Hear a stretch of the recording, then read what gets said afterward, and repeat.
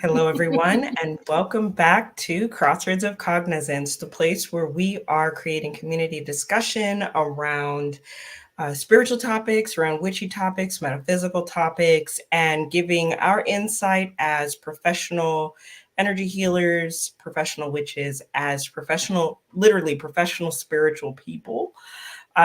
We've made our living off of these things, and we've hit bumps, we've had bruises, and our hope is that in sharing this with you all, we're expanding with each other, the learned lessons, the normalizations, things like that. And that's what we're creating here on the show. If this is your first time being with us, some housekeeping things. We'd love to see your comments. If you're on Facebook, you're going to have to click the video so we see you. And then if you're on YouTube, just do what you do, just like Debs did. Hi, Debs. And we will continue on. Oh, look, we have tons of people. Look at Bram. Hi, Bram. So as this conversation continues, we want to hear from you. We want to hear your insights. So with that in mind, the topics today, too, we've kind of covered, kind of not, could always cover more on.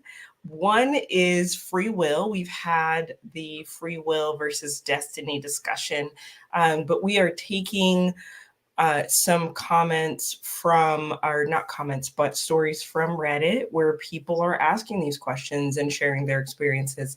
And so there was a discussion on free will. And then the other is about a very common phrase. I'm sure you've heard if you just started your journey or if you are well deep in the trenches, what you see in others exists in you.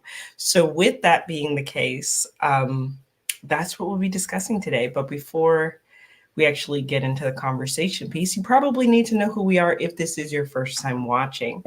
I am Dahlia Rose.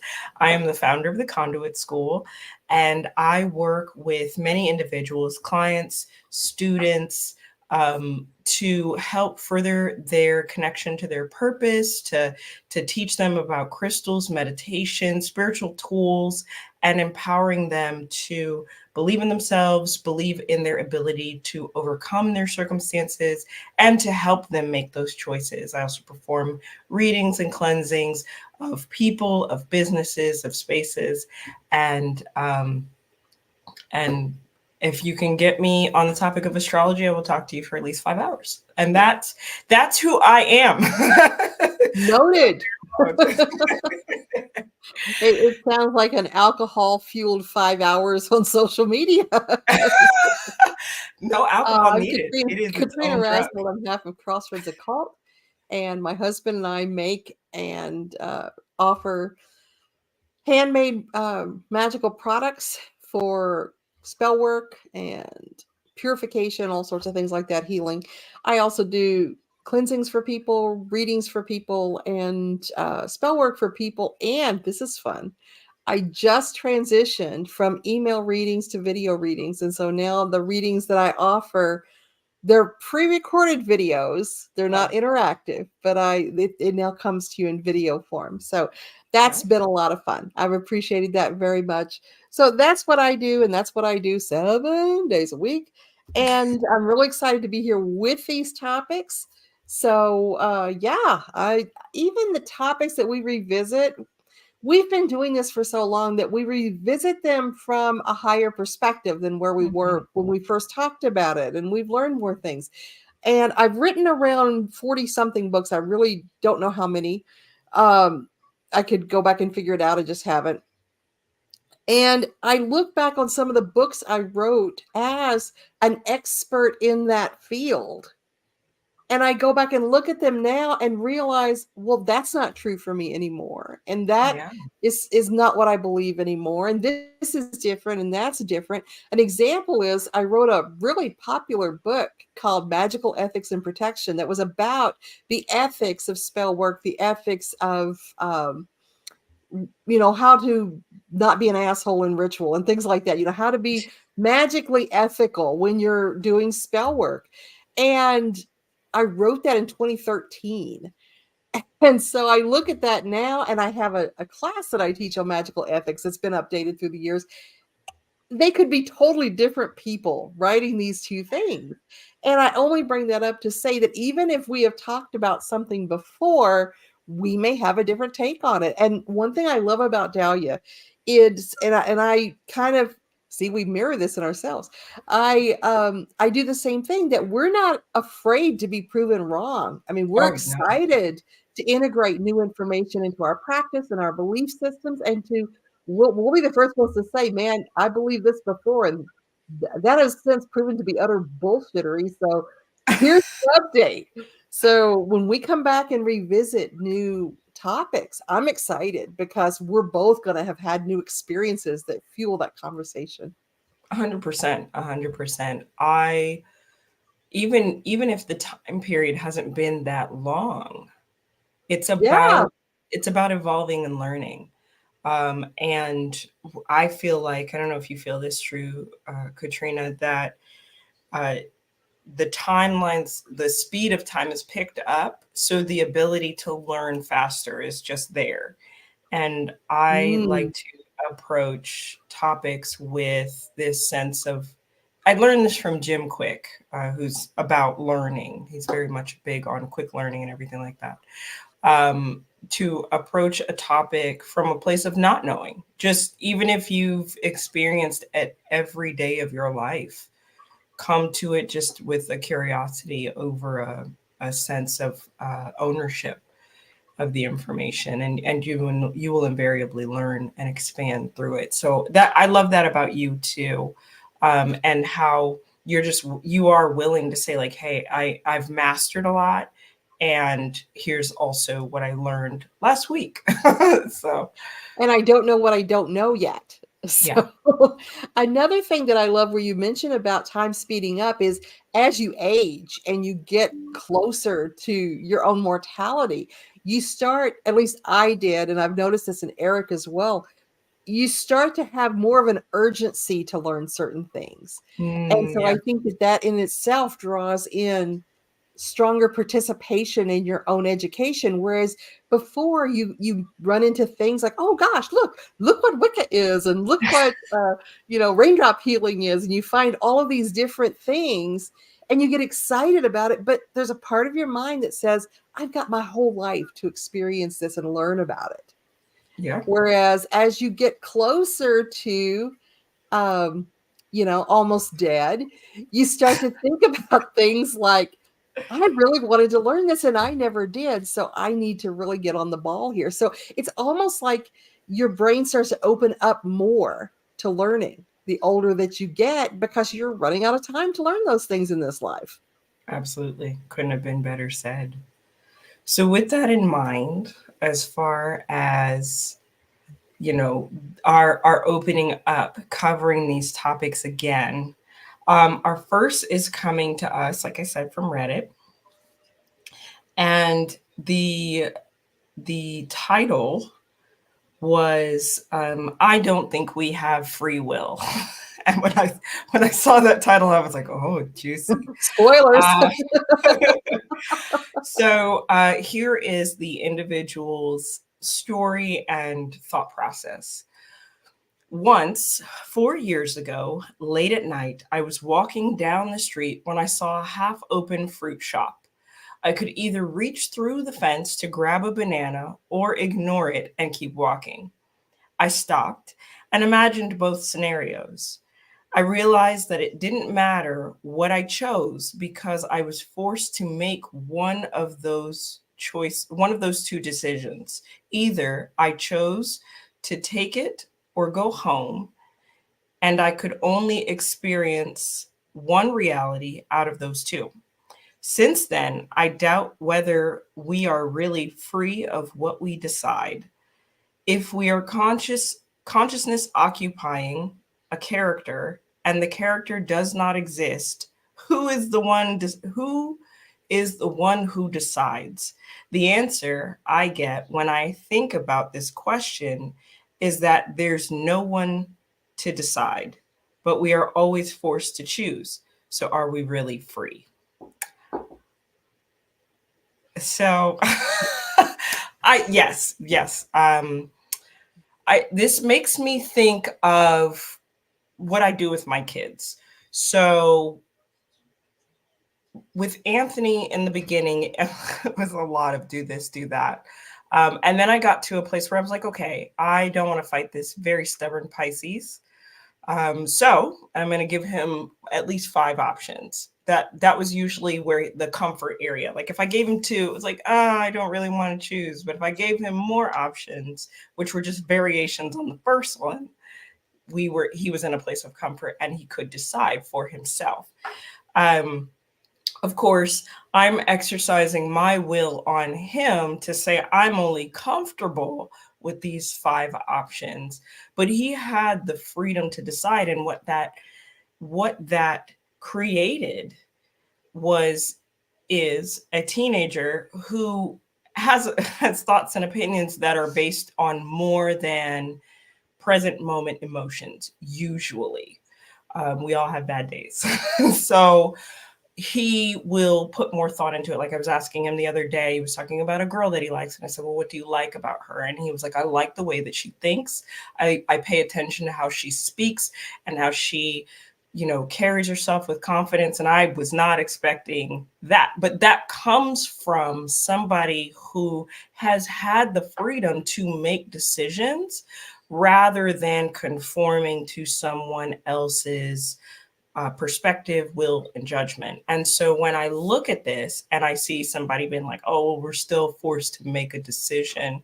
One, there was no force. He could have sat there all night and not made a decision. And that's a decision, so he wasn't, I say he, I shouldn't be gendering this person. This person had free will to make a multitude of decisions that didn't involve the fruit stand or did. And that said, the force, I believe, comes from within us. We as human beings feel compelled so much to be humans doing that. That's where the force comes from. Everything around us is just there. And we feel a need to act on it. And so I believe we do have free will. Of course, sometimes our choices are plentiful and sometimes they are very narrow.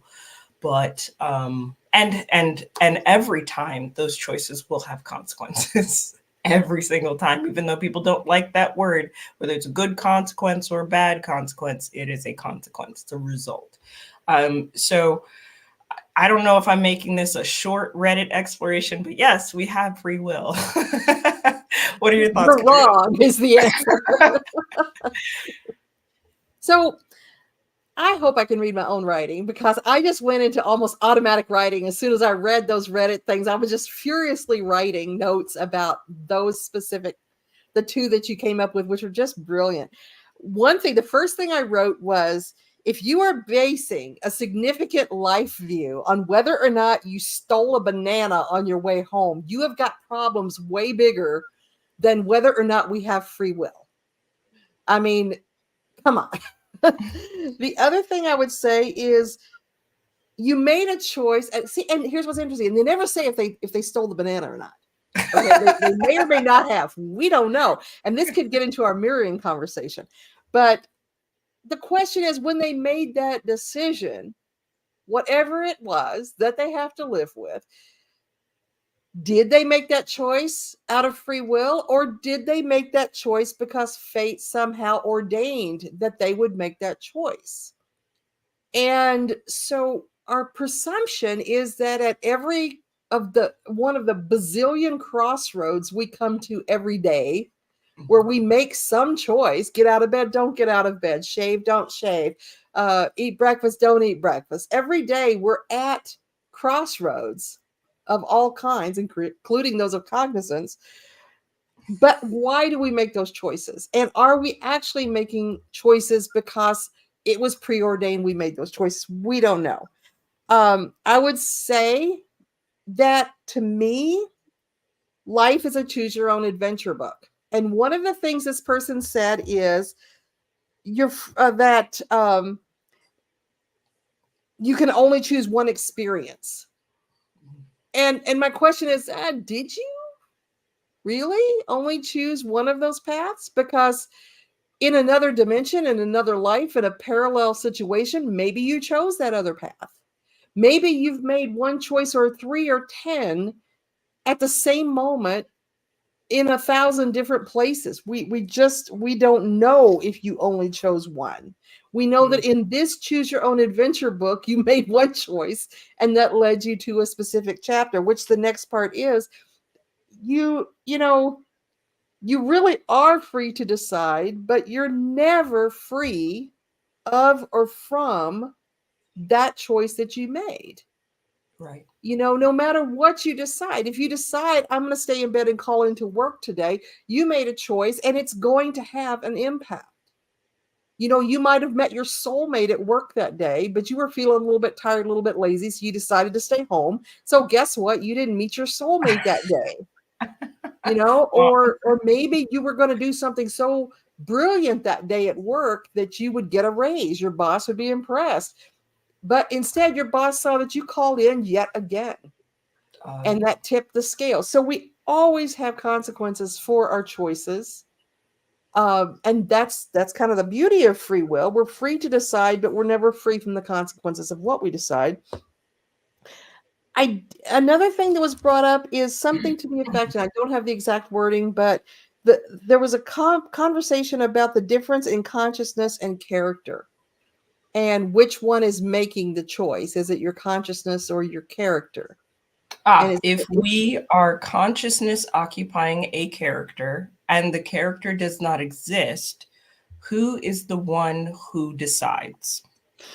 Okay, so here's the trouble I had with that. There's an assumption in this conversation on Reddit or in this statement that consciousness and character are two different things.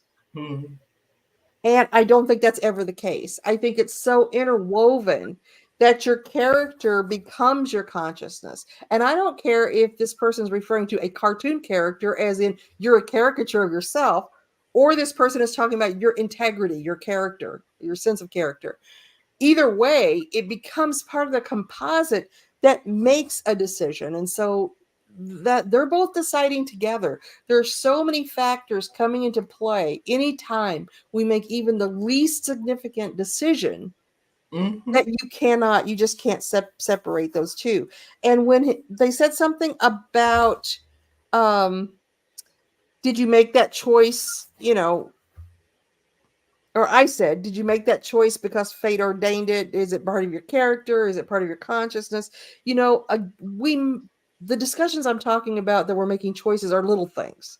Like, did we get up in the morning? Did we shave? Did we eat fruit? Or did we eat pre-sweetened cereal for breakfast? Whatever it might be, all those little choices. Think about the big choices. And is that fate or is it a choice? I watch a lot of true crime stuff. I can watch true crime, I can watch catfishing videos, and I can say, I would not make those choices. It isn't in me. Now, we can always split hairs and say, yeah, but if you were in this situation or you were in that situation, sure. But in the place where I am now, I would not make the choice to just brutally murder a stranger. That wouldn't happen. Okay? That's not fate.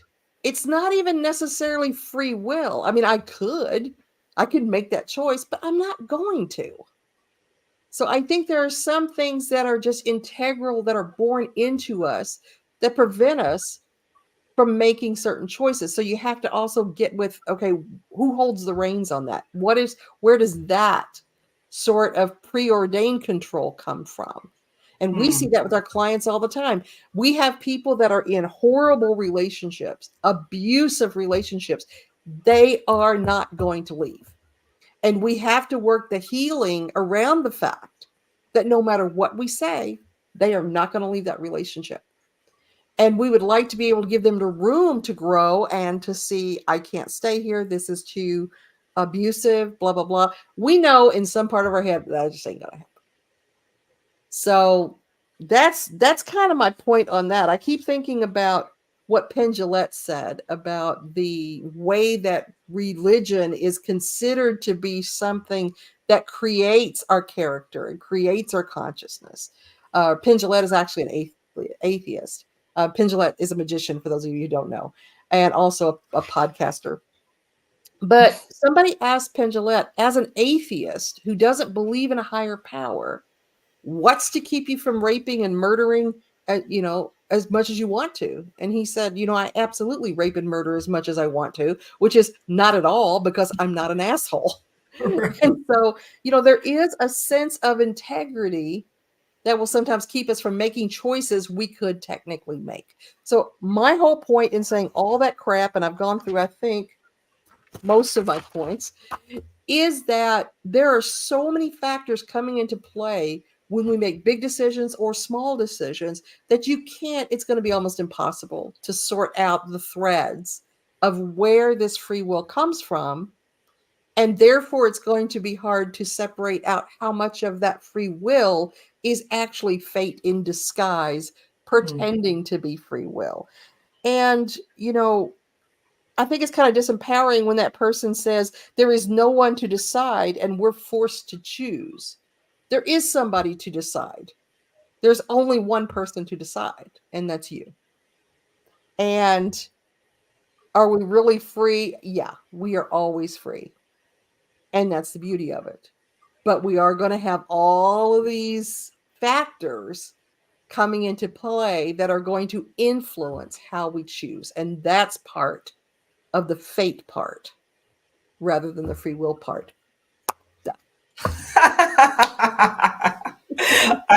Throws down the mic.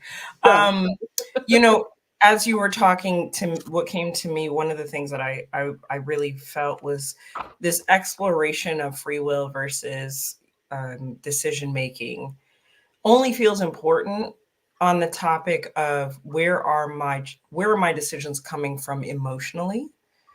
Outside of that, questioning whether we have free will or not feels like this person needs to go out and make more choices in order to have that experience. It almost reads like a person who is on the tip of not trusting themselves. They were going to steal a banana, or may have. Right. Like, I could be a thief if not for the law. To me, it seems like the discussion of free will isn't important unless there's a you're not exercising your free will component to it. It kind of feels like they want to break bad, and they're trying to figure out whether the devil on their shoulder is coming from within or without. Is it just fate that I steal this banana? Was I meant to steal this banana to teach that vendor to be more careful? Or was I meant to steal this banana to prove I could get away from it with something? When it's just, just take the banana or don't, but you're going to have to deal with the outcome. Okay. Well, it's a lot of pressure on a banana, man. Right. The banana's just sitting there. Banana has no free will. Banana doesn't do shit, man. It's just a banana. The store doesn't have free will. It's just that man. So many of these Reddit people, that are posting these things, I understand how thoughtful they're being about these things. They're really putting a lot of power and energy into the things that they're posting. And a lot of the commenters are putting a lot of power and energy into their responses. But I just got to be thinking like, dude, settle down. It's just a banana. Why motivation? What is your motivation in wondering this is what we've got to think about. Yeah. One thing I do have a question about. So we know that there are people that exist that are compulsive. Like, they just have a compulsion to do something.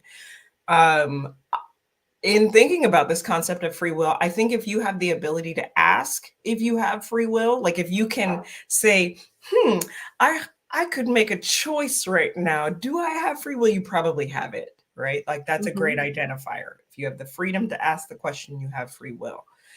Do you think that compulsive individuals have free will? Yes and no. I was thinking, as you're talking about people who have a certain psychopathy, such as borderline personality disorder or sociopathy, or things that prevent them from conforming to societal norms. And so that's what came into my head when we were talking about compulsions. Now, we also have obsessive compulsive disorder, which is I will not teach a class myself if the tablecloths are not symmetrical. And I have a choice to walk in there and teach that class. And my poor students and my poor apprentices just, oh shit, we better get this tablecloth even, or Katrina's going to flip out. I don't flip out. I just stop the class and insist that they all be level. That's the way that my type of OCD manifests. And so that's compulsive. But could I? Yes, I would be uncomfortable, but I could. So I think there is an edge of free will there, depending on the degree of pathology involved. I think there are some people who, for whatever reason, whether it's miswiring or it's ego or it's willfulness or whatever, cannot control their behavior. And I think that then is a different conversation about what free will looks like. I am almost inclined to say that free will is subjective to each person. Oh yeah. And yeah. So that's where I would kind of take that. So yeah, I think that compulsive people do and don't. They can, yes, they can have free will and exert that free will or not, but one might make them uncomfortable. One choice might make them uncomfortable where the other one would not. Excellent. We have some great comments here. I want to tackle Bram's. This is all UPG. We know what that stands for. Unproven gnosis. Unproven gnosis. It's when you know something, but we don't have the scientific basis to argue it. I hope that's what you mean, Bram. Well, that's fantastic and something I will use. You and I are 100% UPG, okay? Okay. That's all we are. Bullshit. This is all UPG, but I have had really profound moments of clairsentience where I felt a moment or a decision was profound. I don't interpret those as destiny, but cosmic and opportunity, one of multiples. And the clarification, unverified personal gnosis. Yeah. So the difference between feeling something's profound versus like, did my free will, I think there's room for both. Like if something is profound, your free will can still be part of that, alongside maybe the encouragement of source, your guides, whatever is going on there for you. So I don't usually use, it's interesting to consider profundity as a measurement for, your free will being involved in that. It's actually something I'd love to sit with. And because those profound experiences, I feel like I have them at least a couple times a week. And that's probably just because I'm Pollyanna, like, the trees are talking to me and I enjoy that stuff. So now I'm going to be like, okay, how much of my free will is involved here? And I think where I'm going with this is it's the free will to choose to experience it versus keep your head down and just keep moving. Like today, I made a post about coming across a fox with my 6-year-old. Now I saw it down the road. We were late for school, and I could have made school the priority, but instead I wanted that moment to be special for us. So I chose with my free will to participate with this really cool animal and have a cool moment with somebody that I love deeply. And so I feel like, and it was profound because he was like, my spirit animal. And I was like, yeah. And then the messages that you look up about the fox and what it could mean. And it was all very powerful and profound. But I had to choose in that moment to Another thing to bring up in regard to that real quickly. Doctor Who, speaking of important things, the idea throughout their thought thesis over the many centuries that show has existed of the idea of immutable points.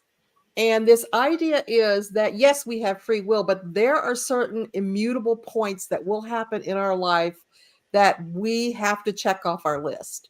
And we can get there we can make free will choices to get there certain ways, but we are going to arrive there. And an example I have for that, honestly, is it's kind of probably revealing a little bit too much. But when I met my first husband, I was not ready for a relationship. I was coming out of a bad divorce. I wasn't even finished with that divorce yet. I was 35 and he was 20. And so it was not what I was looking for. I tend toward older men. And the second I met him face to face, I knew we were going to be married. And I was just like, oh gosh, what? And we remained, we were close. We were friends, for a long time after that. And when I let him know, that, well, this seems to be where this is going, he was like, oh, hell no, no, no, no, this isn't, no, no. Because he's 20 years old. He's not looking to marry a 35-year-old woman with 4 kids. That's not the direction his life was heading, and it's not what he wanted. And I just became more and more convinced as I looked into this spiritually, this is what's going to happen. This was your UPG. And he was just like, no, gosh, I love you. You're amazing. You're my best friend, but this is not going to happen. And you need to get okay with that for us to stay friends. And I was like, keep on telling yourself that, bud. And so this sounds like this went on for ages, but it was really just like a year. And when he went to not Afghanistan, the other place, Saudi Arabia, with Desert Storm, he called me from there. I was like, let's get married. I was like, no shit, dude. Surprise! And so he had free will choice all the way down the line at any point. The fact was that we, went through a lot of struggles because of the differences in our ages and the differences in what we wanted in life and this sort of thing. But the idea was that we were meant to get married because there were all these different things we were going to do together. So I think there are certain things that we're meant to do with our life, and we have free will about how we get to that space. Whether we're going to be dragged kicking and screaming toward it or we run to it with open arms, it's going to happen. It's just how beaten up are you going to be when you get there? Right. Bruised, dusted, which brings us to, I think this is a great segue onto this comment from Tiara. Thank you for sharing it, Tiara. This topic makes me think about if we can miss our blessings or not based on the choices from our free will. I am a firm believer. I mean, I guess I pulled this from church, and then it's pronounced itself even more being outside of religion, is that what's yours is yours. So I don't think that we're able to miss our blessings. Can you delay things based on your choices? 100%. I'm trying to think of my astrologer loves to like point out points of the year when I'm going to have a kid, and I'm like, no, and so during those times I will kick something down the road, and maybe it's not a real baby, maybe and Dolly's not pregnant, so we're still kicking it down the road, but maybe it's the birth of something as profound and life-changing as a child. So I don't believe, like you were talking about, those sort of markers in our life, I don't believe that we're able to miss blessings. I think that's a not fully formed statement, because define miss, it's like Katrina said, you don't go to work, so you don't meet your soulmate. If they're really part of your soul's journey, wait, it will happen again. We live in a reality of cycles and ebbs and flows and things of that nature. So I just, in terms of this conversation, it feels more important to exercise your free will, because maybe the blessing is in the learning process. Maybe it's in the bumps and bruises, the journey, right? Not the destination. Which we sometimes equate the destination to the blessing itself. And it's all of the things. So that's my 2 cents on that. Did you have thoughts?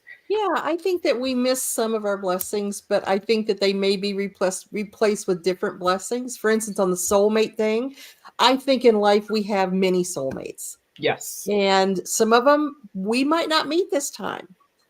Some of them we might. And so I think that if we didn't go to work that day, we didn't meet our soulmate, it could be in some ways a tragedy that person didn't come into our lives. But as you said, if they're meant to be there, they're going to cycle around. We'll meet them at the grocery store. We'll meet them at a support group or something like that. There'll be some place that they'll come into um, Oh, with us. But at yeah. the same time, maybe not. We might not have the blessing of meeting that specific person this life. That might have been the only time we were going to meet them. And instead, we meet another soulmate that is in our pack that's supposed to be there for us, and we come across them and we don't ever even know that we missed that. I think Right. there are lots of opportunities and blessings we miss that we don't ever even realize that we bypassed. Just like I think there are a lot of tragedies that we don't realize that we bypassed. Mm-hmm. So I do think there's some things that are lost, but I don't think it's necessarily, when it comes to the end of the road, something that completely just wrecked things. I think that it just is. And I think belief systems play a huge role in all of this as well. Like if you believe it's possible to miss your blessing because of your choices or your free will, then that's what will happen. This world is going to, this universe is going to respond to that. If you're part of structures and practices and belief systems that believe that way, you're going to have that happen. Just like my belief system is that when I go outside, I'm going to get talked to by nature. And if it doesn't happen, um, well, tantrums happen usually. What's Wow. going That on? escalated quickly. Throw something in the woods to make the birds scatter. Okay, now I got my sign. Totally joking. But we have another topic here to cover. So this other one starts out with the title, What You Think of Others is a Reflection of Yourself. Um, what you see in others exists in you. So, do you think this statement is true? Is true, at least in my life. I used to be pretty miserable and unkind due to trauma, still working on it and doing self development though, and would regularly spot negative traits in others, not knowing that I too had those traits. I would judge others for being judgmental or unkind, but I too was judging them. I was being hypocritical. After I did some self development work and worked on my own kindness, compassion, forgiveness, being non judgmental, etc., I now regularly see others as kind, compassionate, loving. I'm more inclined to see the good traits in others and barely think about their faults like I did before. I recognize that everyone is fighting a hard battle and people mostly act out of their own pain, not maliciousness. What do you think about this statement? Do you think there's some truth to it? Caveat, I'm still working on being kind. It's an ongoing project, but I like to think I'm better than I was before. Um, did I see you throw up your hands? So, Go ahead, Katrina. okay. First of all, there's no escaping the human experience for anybody. I don't care how gracious you are, how enlightened you are, how actualized you are. We are observers of human behavior. In the observing of human behavior, we make certain discerning judgments. That is a reality. It's not something necessarily to pass judgment against. It's the way that humans are. We are discerning in order to protect the energies around us. We are discerning to say, this person behaves negatively toward other people, therefore, I don't want them in my world or in my my bubble, in my environment, because they have behaved negatively so much that I don't want to be around them. I don't think that that's us responding necessarily to something inside of us that mirrors that. I think we genuinely decide that certain behaviors are not for us, and that we are not going to associate with somebody because of that. That is perceived by some people as unkind and judgmental. But the fact is that if we did not have that sort of human discernment, we probably would not be alive as a species now. We have Right. to be able to evaluate threats and evaluate the intention of other people around us and make those judgments accordingly. And like I said, I watch a lot of true crime, and I can watch true crime and genuinely make assessments about the integrity of those people without it being a reflection of something inside me. I don't believe it. I don't believe when I'm watching a show on you know, a vicious murder or something, that is somehow reflective of me wanting to murder somebody. So I think that there are limits to this. Now, that being the case, we can agree probably that hurt people hurt people. For sure. And we're all hurt in some way. It's very rare you come across somebody who isn't still dealing with hurts or traumas that they experienced practically from the moment of birth. We all have those things that we're trying to heal and that we're getting better and better at healing. We can also say things like, who enjoys being around angry people? Angry people. Right. They like feeling the appreciation of being angry about the same things, and having the camaraderie and the validation of people who are also angry about this or this or this. And other people are going to judge what they're angry about and decide if that fits into their worldview and their life and what they're wanting to have around them, or it doesn't. I personally don't like to be around people that are angry all the time. It makes me very uncomfortable. And I don't think that's because of some rage inside of me that is unexpressed. I'm really good at expressing my rage. I think that it's just that I don't enjoy that energy of somebody who is just chronically angry. Um, I think that the best that we can do when we're talking about that quote and that discussion is to say, you know, you should be comparing your forward movement not on the reflection of what you're seeing around you, but on your own prior behavior and prior situation. Are you better than you were yesterday or last year or 10 years ago? Have you improved upon yourself, with the understanding that being better than you were does not mean people want to hang out with you? Just because you're better than you were, oh, I don't stab puppies in the head anymore, check me Wow. out, you know? Just being better than you were before isn't always going to warrant other people with different feelings and needs of wanting to be around you. I feel like when people are looking at ideas of mirroring what's around us, and I'm kinder now, so I see kindness in other people more, I have to ask, are you training your experience, or are you training your vision? Are you okay? It's just like when I can't remember the name of the phenomenon, but when you buy a Volvo and suddenly you see Volvos everywhere on the road. Oh, yeah. You know, are you now seeing the kindness in people because you trained yourself to see that? Because, oh, I have a Volvo now. Look, there's a Volvo. You know, I am kind now. Oh, look, that person's being kind. So, I don't know that it's, or are you the opposite? I know that as I became more kind and compassionate, it became more apparent to me when people were not. I noticed it more because it was uncommon. It wasn't part of my mindset, and so it stood out more. Whereas if I was angry and not compassionate and frustrated, I didn't even notice other people being frustrated as much because that was what was going on in my head. It was Right. normal. It was normalized.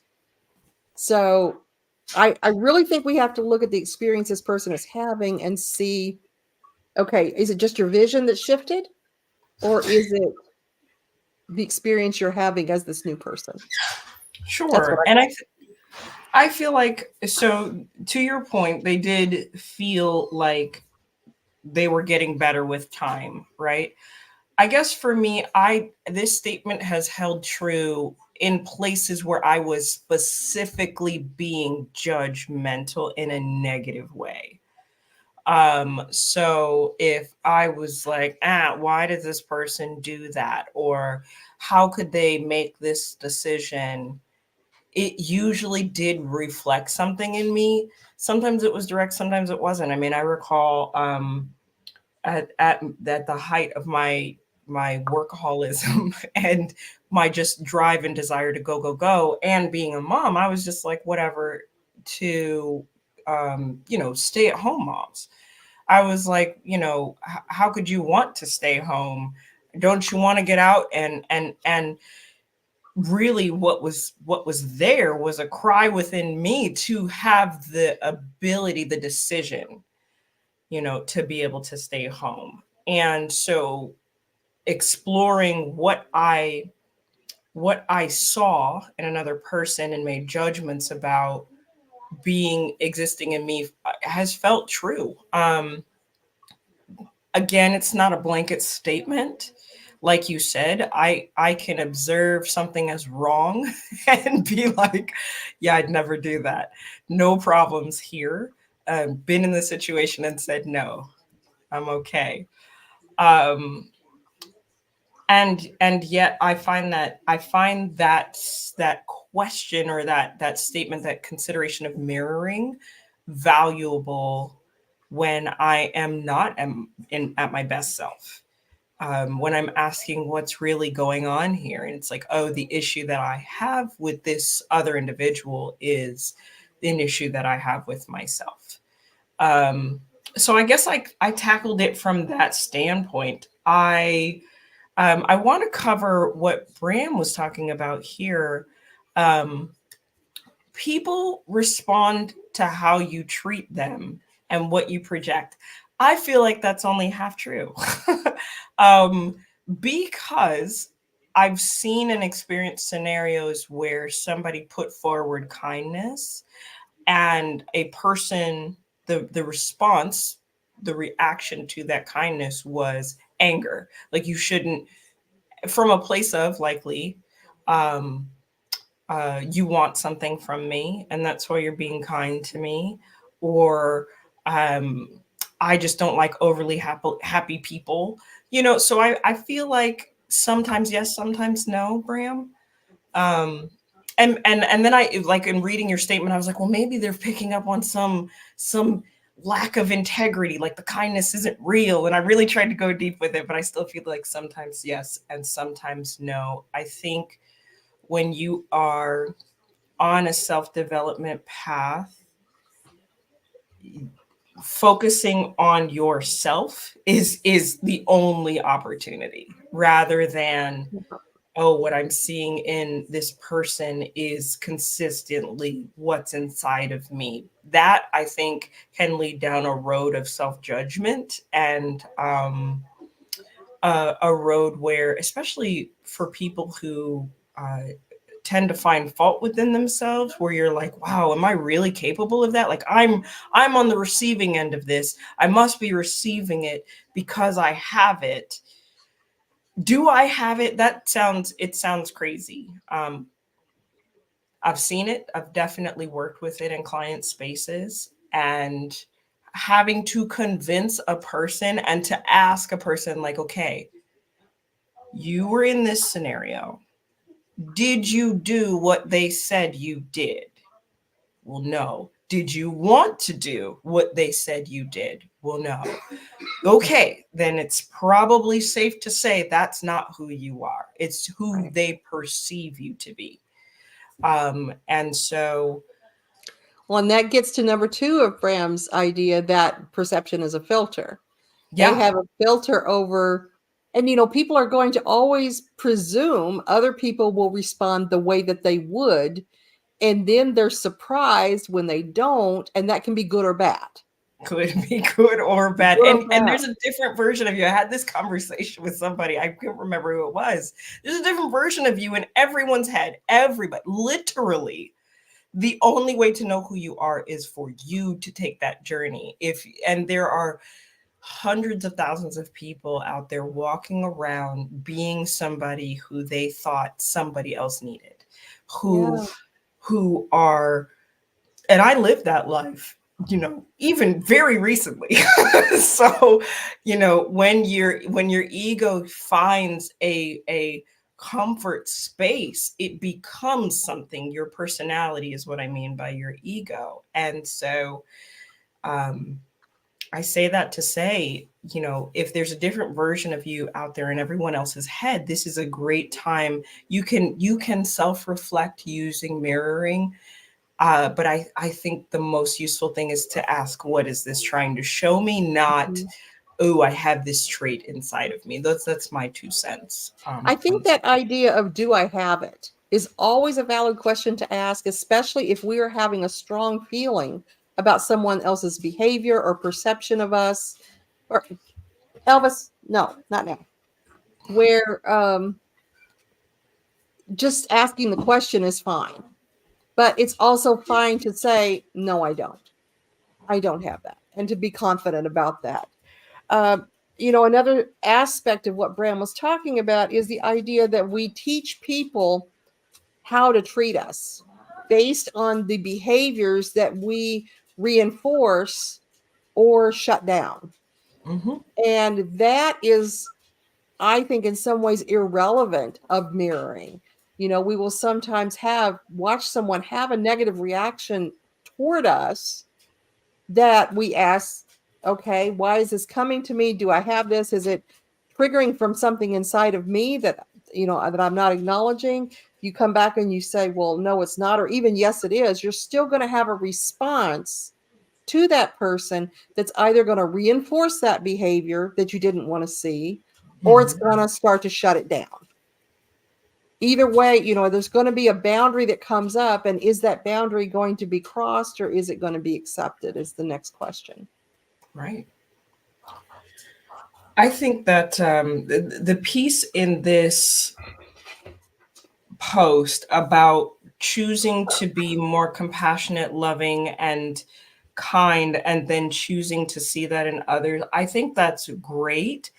I feel like there's so much more opportunity when you take the entirety of a person in and just let them be themselves, wherever they are on their path, to not feel a compulsion to, I have to see the best in them because of what's driving that. I mean, I think that's where the what is in you I see in myself thing falls short. Is it almost start it can evolve into a, I'm afraid to see the worst in myself. And Mm-hmm. I believe in the whole picture is important, because each thing makes a difference in something, an experience. To know a whole person is to love a whole person, and to be able to see the worst in a person is to be able to see the worst in yourself. You're not going to see any more of another person than you see in yourself. Well, And and that's so, how, I'm sorry, go ahead. no, I just feel that's important. So just leaning into the compassion, the love, and the kindness feels short-sighted.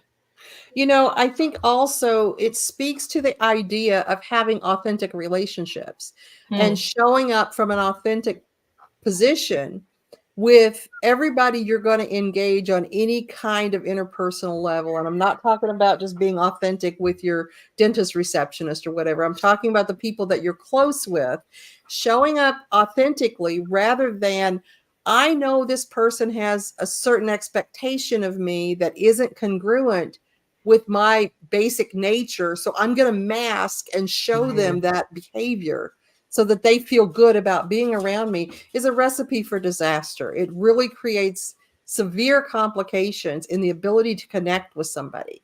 And so Yeah. when we can have authentic relationships where we show up in our authentic truth and they do as well, and we're able to see the things about them that are challenging to us, we can then make a better decision about that person's place in our life, and they can about us. And while initially that might be uncomfortable, it does lead to a more authentic and positive engagement, because you are able to shift your expectations away from what you think they ought to be, Right. to seeing them as they are and deciding, this is somebody that I really do appreciate and want to have close with me, or this is somebody that isn't really demonstrating the behaviors I want to see in the people that I take to my heart of hearts. So, but the gift is that authenticity, so that it doesn't come back and surprise us later after we're even more invested. Bram says another potential pitfall is not having space for other people not being like you. Even neurotypical people don't all think the same. Thinks in not everyone Thinks in thinks in language. language. Not everyone thinks in pictures. Yeah, Mhm. 100%. It's a very limiting experience, and I like what Katrina was saying. It's there's a safety component to it, and it also made me think about this desire to see the best in everyone is a slippery slope to making excuses for bad behavior. Oh, well, they probably didn't mean it. I know them to normally be compassionate and kind. What if they did mean it? And what if Mhm. you need to come to that Yeah. realization that something's changed? You may not realize it at the moment when because you're just trying to see the best.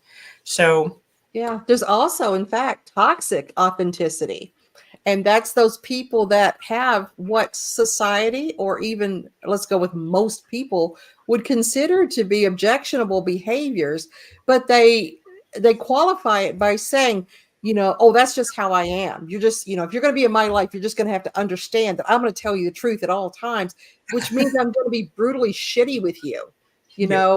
So there is also toxic authenticity, which is an unwillingness or an inability to show compassion in the way that you approach people. And so that Mhm. compassion should always be in there as a component of your relationship, but not to the point that it cripples you, which, oh, I'm compassionate toward my abuser because they had a really bad childhood, or because their ex was really mean to them. We always have to use compassion conservatively and properly in our interactions, but at the same time, don't excuse your bad behavior by saying, "Oh, that's just how I am," because that's horrible. Yes, a lack of tact is never just how you are. Maybe a conversation, because we're at that hour, guys. But maybe a conversation for another time is I remember having a discussion with someone where I said to them, you don't know who you are without your trauma. And Mm. so to utter the phrase, this is just who I am, is completely inaccurate, because you don't know who you are. You've literally been traumatized from birth,